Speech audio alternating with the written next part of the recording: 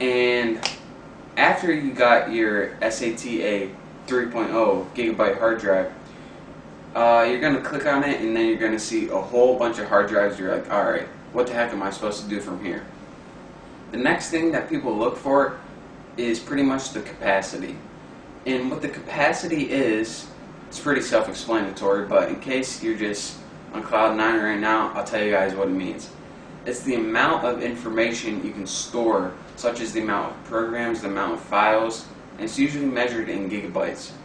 And just to give you guys a general idea, 40 gigabytes is pretty small, and about 1,000 gigabytes is huge, and you'll never use it. We went with a 250 gigabyte right here, which is pretty good. 40 gigabytes is kind of used if you're just going to like go on the internet. Anything over 200 gigabytes if you're going to be playing games and stuff. And anything over 500 is used for like video editing.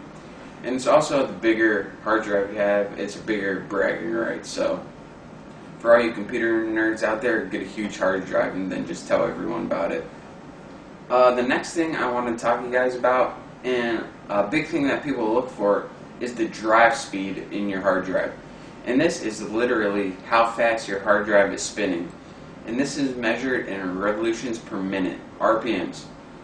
There are two types of RPMs, well not two types, but two speeds. 7,200 revolutions per minute and 10,000 revolutions per minute. Now, you may think, alright, the faster it spins means the faster I can read and write data, which is true, but you gotta remember one thing.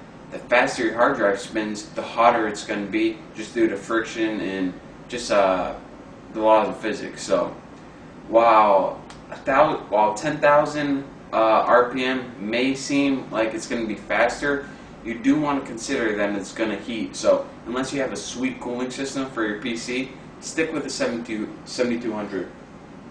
I always build my computers with 7200s just because I feel safer and more secure and happy. So now that we know what to look for when buying a hard drive, let me tell you guys what kind of hard drive I picked out. This is my hard drive wrapped in about 8 pounds of bubble wrap right here. I picked out a Seagate Barracuda, which is the brand name.